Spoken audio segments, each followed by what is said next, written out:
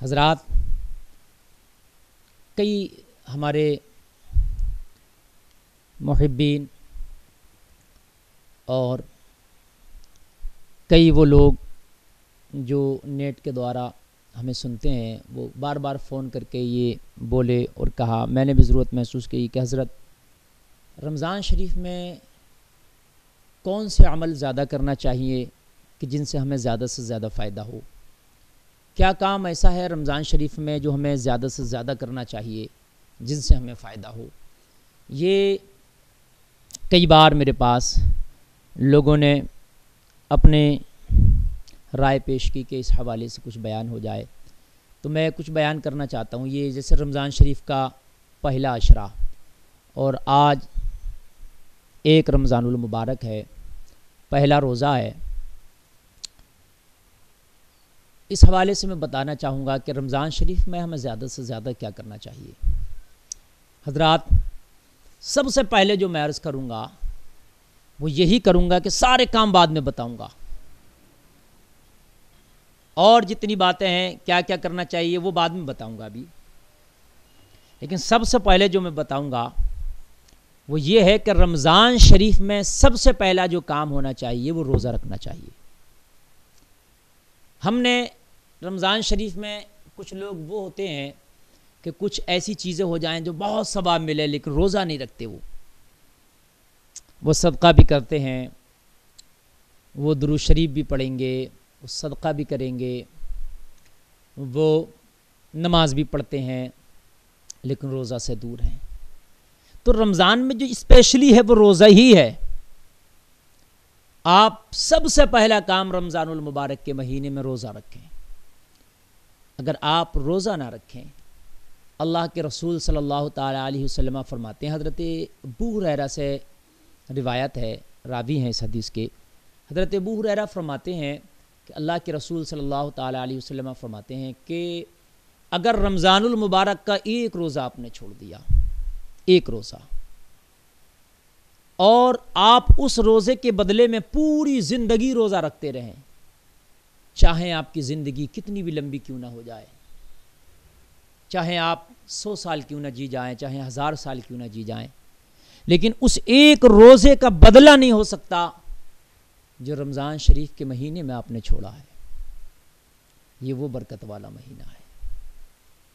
یہ رمضان شریف ایسے ہی نہیں برکت والا ہو گیا۔ آپ روزہ چھوڑیں، اعتکاف میں لگ جائیں، اعتکاف میں بیٹھ جائیں تو پھر آپ اس کے مکمل فائدے حاصل نہ کر سکیں۔ آپ روزہ چھوڑیں، آپ نمازیں بھی پڑھیں، آپ رمضان شریف سے مکمل برکتیں حاصل نہ کر سکیں۔ آپ روزہ چھوڑیں رمضان المبارک میں، آپ صدقہ کریں، آپ اس کی مکمل برکتیں حاصل نہ کر سکیں۔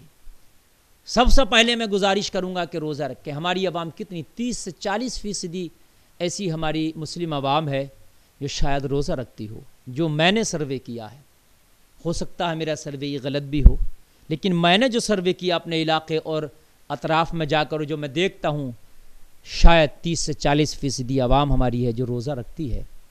اس سے کم و زیادہ بھی کہیں ہو سکتا ہے، باقی ہماری 60 سے 70% عوام ایسی ہے جو روزہ ہی نہیں رکھتی۔ بہت سے لوگ کہتے ہیں ہم کام کرتے ہیں، میاں جی ہم کام میں روزہ نہیں رکھ سکتے۔ یار تو کام کرتا ہے اور روزہ چھوڑ دیتا ہے، تو تھوڑا سا کام کم کر لے لیکن روزہ نہ چھوڑ۔ یہ بھی تیرا ایک کام ہے، یہ تیری روح کی غذا، تو اپنے جسم کی غذا کے لیے رات و دن محنت کرتا ہے، مشقت کرتا ہے، پسینہ بہاتا ہے کہ میرے جسم کی غذا کا انتظام ہو جائے۔ تیرے جسم کی غذا کا انتظام کا وعدہ تو اللہ نے کیا ہے، ان اللہ یرزق من یشاء بغیر حساب نحن نرزقکم وایاہم۔ اللہ کئی جگہ قرآن میں تمہارے رزق کے وعدے فرما رہا ہے، ہم تمہیں بھی رزق دے رہے ہیں، تمہاری نسلوں کو بھی رزق دے رہے ہیں، تو تم پسینہ بہاؤ اور روزہ چھوڑو تب بھی تمہیں رزق ملنا ہے۔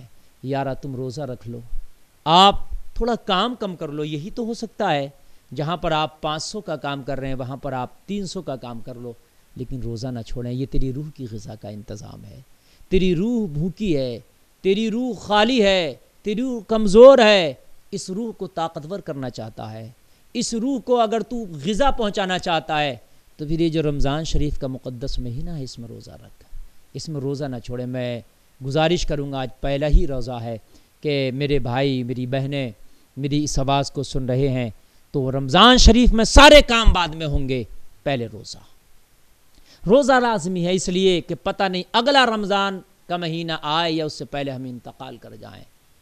1 سال کا بیچ میں گیپ ہے، اس رمضان سے اگلے رمضان تک 1 سال کا وقفہ ہے۔ انسان کو ایک سانس کا پتہ نہیں تو پھر 1 سال کا پتہ کہاں سے رہے گا؟ اس لیے معزز خواتین و حضرات، روزے کا اہتمام کریں۔ آپ غریب ہیں تب بھی روزہ رکھیں۔ اللہ کے رسول صلی اللہ تعالی علیہ وسلم کی زندگی دیکھیں، مقدس صحابہ کی زندگی دیکھیں، ایک کھجور کھا کر کے روزہ رکھ لیا کرتے تھے، شام کو کھجور کھایا، پانی پر افطار کر لیا۔ یہ میرے آقا کی زندگی، میرے نبی کے غلاموں کی زندگی تھی۔ یارا تم کتنے بھی غریب کیوں نہ ہو، لیکن ایک وقت کے تو کھانا تمہارے گھر میں میسر ہے، شام کو افطار بھی تمہارے یہاں میسر ہے۔ میرے آقا تو بسا اوقات کبھی ایک کھجور پر اور کبھی پانی سے بھی افطار کیا کرتے تھے۔ میرے نبی کی سنت بھی کھجور سے افطار کرنا ہے۔ حضرات، روزہ آپ ہرگز نہ چھوڑیں۔ بہت سے لوگ سوچتے ہیں، ہلکے میں لے لیتے ہیں اس رمضان المبارک کو، کہ نہیں میاں ہم نے شروع کا ایک روزہ رکھ لیں گے اور بیچ کا ایک روزہ اور ایک الوداع جمعہ کا روزہ رکھ لیں گے۔ نہیں یارا، ہر روزہ فرض ہے، مکمل مہینے کا روزہ فرض ہے۔ ایک روزہ بھی چھوڑے تو پوری زندگی اس کا آپ جو خلا ہے اور جو اس کی کمی ہے پوری نہ کر سکو گے۔ تو سب سے پہلے روزہ رکھیں۔ روزہ رکھنے کے بعد میں پھر آپ رمضان شریف کے مہینے میں سچے دل سے توبہ کر لیں، استغفار کریں۔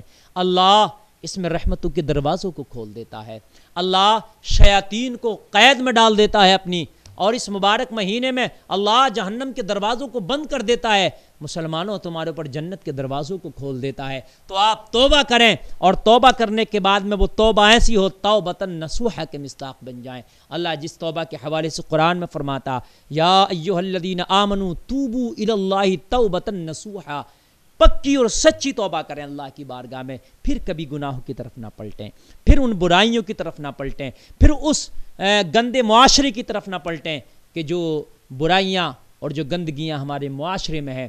حضرات سچے دل سے توبہ کریں، اس کے بعد میں رمضان شریف کے مہینے میں جو کام کرے گا رب کی بارگاہ میں 70 گنا بڑھا کر تیرے اس عمل کو قبول کیا جائے گا۔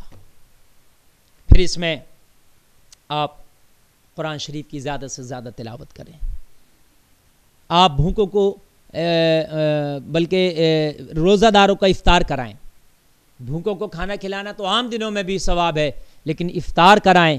کسی غریب کے گھر میں سحری کا انتظام کرا دیں، کسی غریب کے گھر میں افطار کا انتظام کرا دیں۔ عام طریقے سے جو افطار پارٹیاں ہوتی ہیں اور وہ بڑے کیمروں کے سامنے اور میڈیا کے سامنے ہوتی ہیں، اس سے گریز کریں۔ آپ کسی غریب فیملی کو دیکھیں جو روزہ رکھتی ہو، اور وہ غریب فیملی اس قابل نہیں ہے جو اچھے سے افطار اور سحر کا انتظام کر سکے، اس کے گھر میں افطار اور سحر کا انتظام کرا دیں۔